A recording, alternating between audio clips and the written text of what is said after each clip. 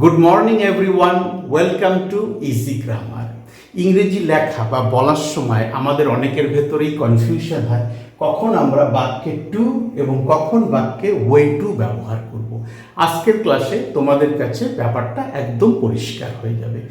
যখন কোনো কিছু তার স্বাভাবিক মাত্রা বা আমাদের প্রত্যাশাকে ছাড়িয়ে যায় বা ছাপিয়ে যায় তখন আমরা টু ব্যবহার করি বাক্যে। আর যখন কোনো কিছু তার স্বাভাবিক মাত্রা বা আমাদের প্রত্যাশাকে অনেক অনেক গুণ বেশি ছাপিয়ে বা ছাড়িয়ে যায় তখন আমরা সেটা বোঝাতে ওয়ে টু ব্যবহার করি।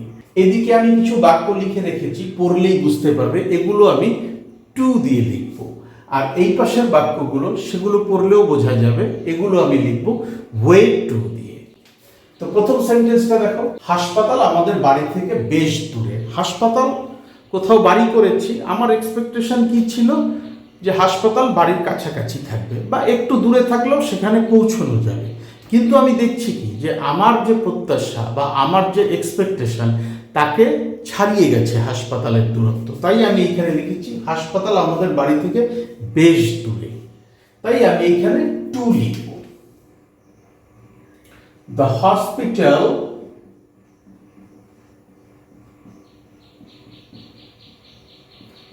is too far. একটা অ্যাডজেক্টিভকে ইভ্যালুয়েট করছে two. The hospital is too far from our house. The hospital is too far from our house.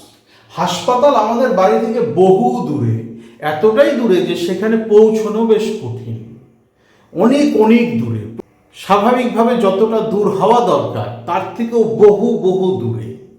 ফলে আমি এখানে ওয়ে টু ব্যবহার করব ওই ফার অ্যাডজেক্টিভকেই ইভ্যালুয়েট করার জন্য। The hospital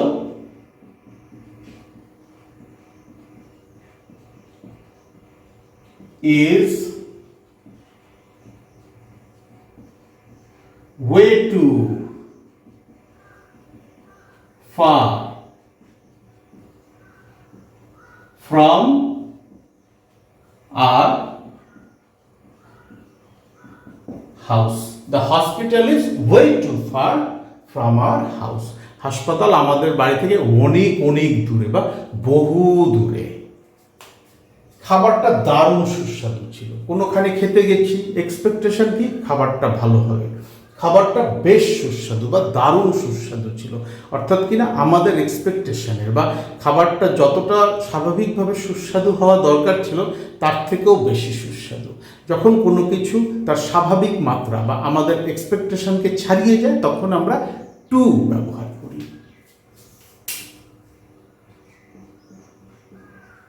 The food was too delicious. The food was too delicious. এই delicious সুস্বাদু অ্যাডজেক্টিভকে ইভ্যালুয়েট করছে টু। আর ওয়ে টু, খাবারটা ফাটাফাটি রকমের সুস্বাদু ছিল।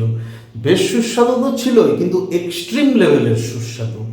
যতটা সুস্বাদু হওয়া দরকার স্বাভাবিক বা আমাদের যতটা এক্সপেকটেশন ছিল যে এটা এতটা সুস্বাদু হবে তাকে বহুগুণ ছাপিয়ে গেছে। আর সেটা বোঝাতেই আমরা ওয়ে টু বাক্যে ব্যবহার করছি। The food was way too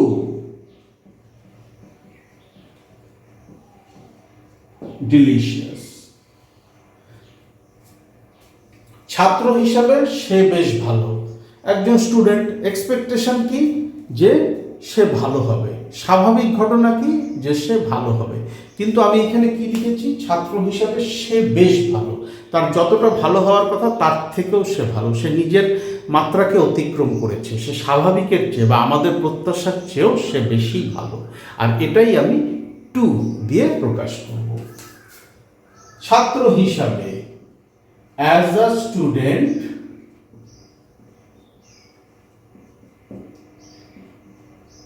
he is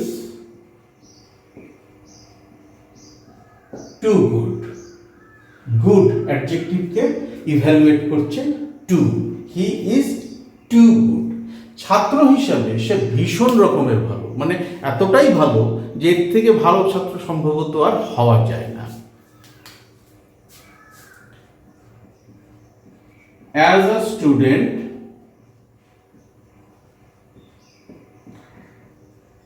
he is way to good.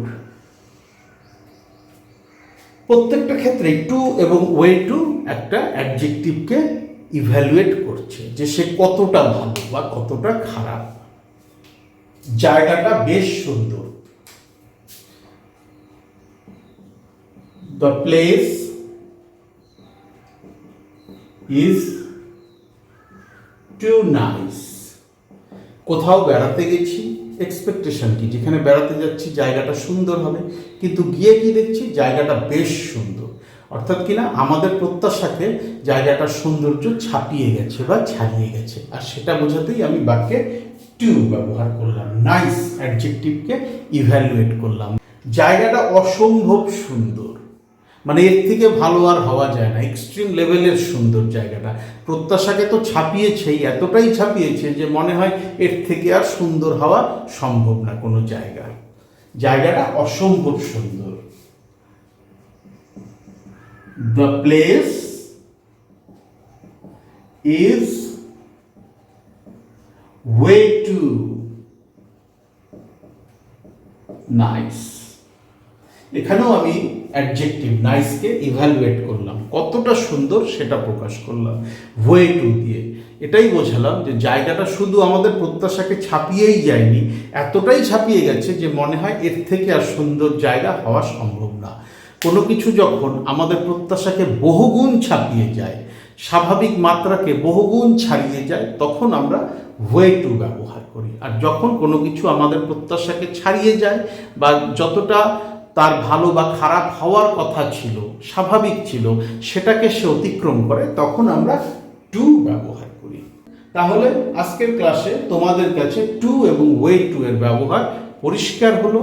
বোর্ডের একটা স্ক্রিনশট নিয়ে নাও, প্র্যাকটিস করার সময় এই স্ক্রিনশটটা রেফারেন্স হিসাবে ব্যবহার করতে পারবে।